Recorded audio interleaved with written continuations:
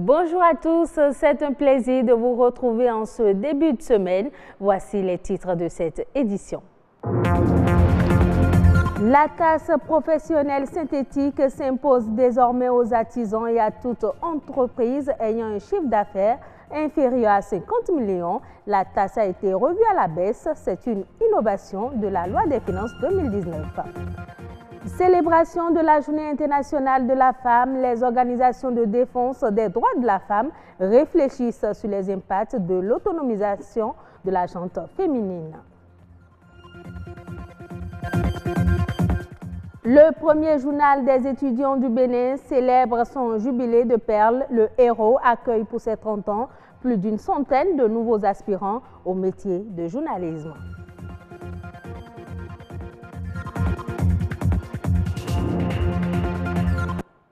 La tasse professionnelle synthétique TPS, c'est la nouvelle dénomination des impôts de tous les artisans béninois. Elle regroupe 4 impôts et sera perçue sur toute entreprise dont le chiffre d'affaires est inférieur à 50 millions de francs CFA. Enoch Rumpati et Edwige Agossou se sont intéressés à cette tasse. Voici le reportage. Contribuer au développement en payant ses impôts.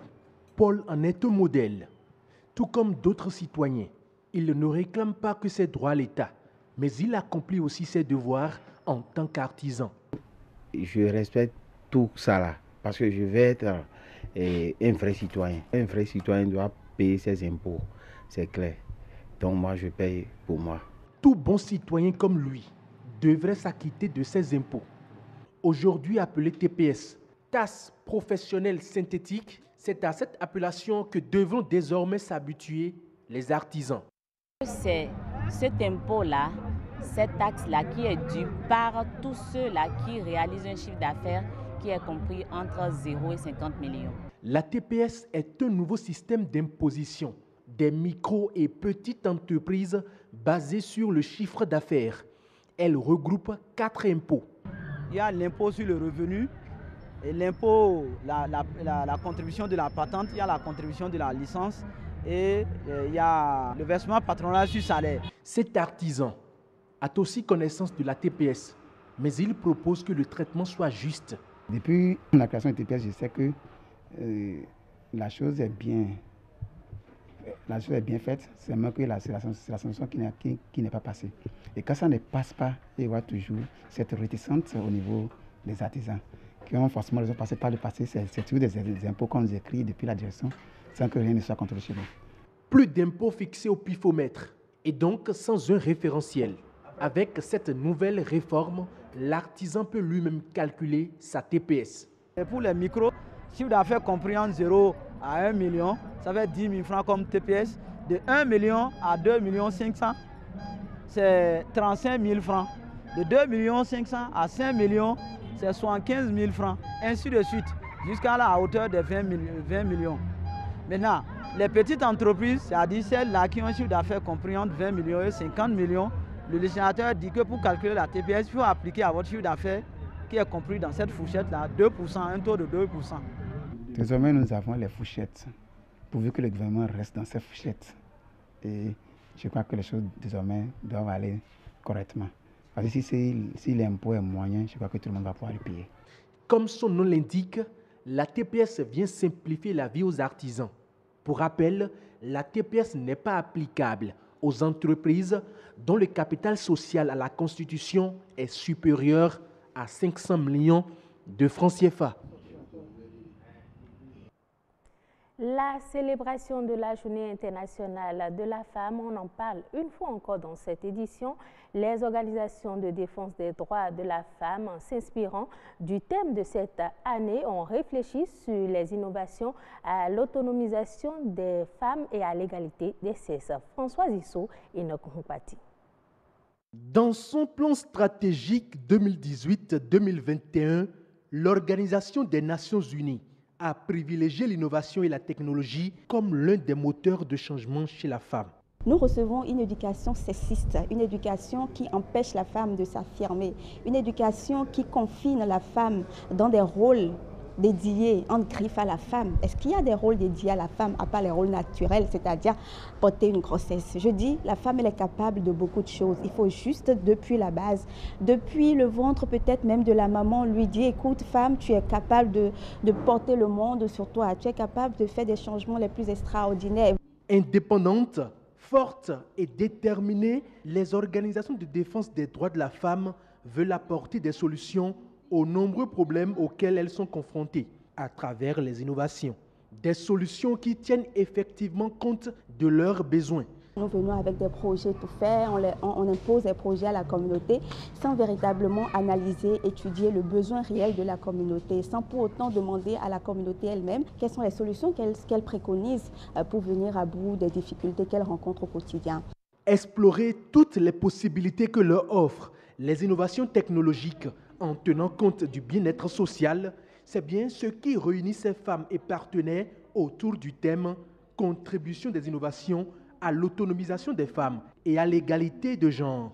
Est-ce que nos approches que nous appliquons, est-ce qu'il n'y a pas de meilleures façons pour avoir plus d'impact? Il est difficile d'engager une cible précise dans un processus durable de développement tant que cette cible n'est pas partie prenante, tant que cette cible n'est pas prise en compte et tant que cette cible ne contribue pas à valider justement les options les plus efficaces, les options qui sont à mesure de prendre en compte les aspirations réelles. L'intégration des questions du genre dans l'innovation permettra de réduire les inégalités entre les sexes et de contribuer à l'émancipation de la fille, femme et mère de l'humanité. Le Héros, premier journal des étudiants du Bénin, ce bimensuel qui paraît à l'université d'Abomey-Calavi, célèbre ses 30 ans d'existence des Noces de Pelle qui suscitent chez les pionniers d'aujourd'hui et les bâtisseurs d'hier des souvenirs, témoignages et des engagements pour l'avenir. Évariste Zomaou et Patrick Adjagbodjo ont assisté à la cérémonie de lancement du jubilé de Pelle du journal. Les précisions. Je voudrais saluer les pères fondateurs de ce journal qui ont travaillé d'abord pour la quête de la liberté. La liberté d'écrire et de donner à lire des informations crédibles aux étudiants de l'université d'Abomey-Calavi. Ce fut la priorité des pères fondateurs du premier journal des étudiants du Bénin, Le Héros. C'était en novembre 1988, date de sa naissance. Après la naissance, il fallait également travailler à enraciner et à nourrir cette liberté. Depuis lors, les parutions de ce bimensuel ont été nourries par une trentaine de générations de journalistes investis dans la presse écrite. Un parcours riche en témoignages et aussi parsemé de difficultés. Quand le Héros naissait, on n'avait pas une existence juridique. Beaucoup ont travaillé pour qu'aujourd'hui nous ayons une existence juridique. Au moment où le Héros naissait, on n'avait pas d'ordinateur. Beaucoup ont travaillé pour qu'on ait d'ordinateur. Au moment où le Héros naissait, le montage se faisait par d'autres personnes. Et la démarche déontologique d'alors nous avait inspiré parce qu'il fallait donner des informations crédibles. Et chaque fois que nous venions en conférence, dès qu'on lit l'article de quelqu'un, on dit « tu dois retourner sur le terrain ». Lorsqu'on dénonçait quelque chose avec le rectorat, ce n'était pas totalement la bonne ambiance, mais puisqu'il n'y avait pas de mensonge dedans, les gens comprenaient. En novembre 2019, le journal Le Héros aura 31 ans. Mais avant ces noces de Bazane, ces pionniers et bâtisseurs célèbrent ces noces de perles. 30 ans de vie consacrés à informer et éduquer la communauté universitaire. Dirigé depuis 1998 à ce jour par 27 directeurs de publication, il a formé environ 1200 journalistes qui servent aujourd'hui leur communauté à divers niveaux.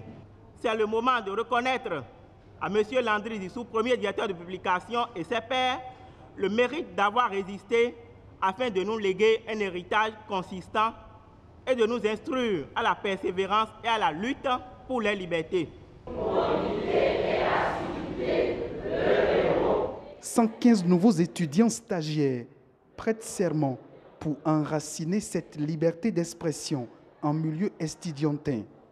La célébration des noces de perles du journal Le Héros coïncide avec l'accueil de ces nouveaux aspirants au métier de journalisme. Le journalisme, ce n'est pas la volonté de quelqu'un de faire du mal à quelqu'un d'autre, mais il faut collecter l'information. Et quand on collecte l'information, on collecte toute l'information. On vient traiter l'information et on publie l'information. Et la bonne. Des noces de perles, symbole de maturité, elles inspirent déjà la nouvelle génération qui honore ses aînés, dont Catherine Tawes. Un geste pour leur témoigner reconnaissance et s'engager à rester professionnels pour mieux illustrer le journal en héros à l'aide du numérique. Rendons-nous à présent au Sénégal. Une semaine entière a été consacrée à la sensibilisation sur l'insuffisance rénale. Pour les acteurs du système sanitaire, c'est l'occasion pour la population d'être informée sur cette pathologie et la prise en charge des malades. Reportage de notre consoeur Claire Diop de la RTS. La maladie est redoutable mais surtout sournoise. Au fil des années, l'insuffisance rénale est devenue un réel problème de santé publique. À Kaolack, chaque jour, en moyenne, de nouveaux cas sont enregistrés à l'hôpital régional El Hadj Ibrahima Niass. À l'origine du mal, une mauvaise hygiène de vie, une alimentation inadaptée, la sédentarisation, aussi le trio infernal, diabète, hypertension artérielle et néphropatique glomérulaire. Il y a deux génériques actuellement. Il y a la maladie rénale aiguë qui dure moins de 3 mois et il y a la maladie rénale chronique également qui dure plus de 3 mois. Donc pour ce qui est de la maladie rénale aiguë, on constate que c'est surtout l'insuffisance rénale aiguë du postpartum. C'est-à-dire que des femmes qui accouchent et donc peut-être la prise en charge attardée. Les reins ont pour fonction essentielle de retirer du sang l'excès de liquide et des déchets du métabolisme.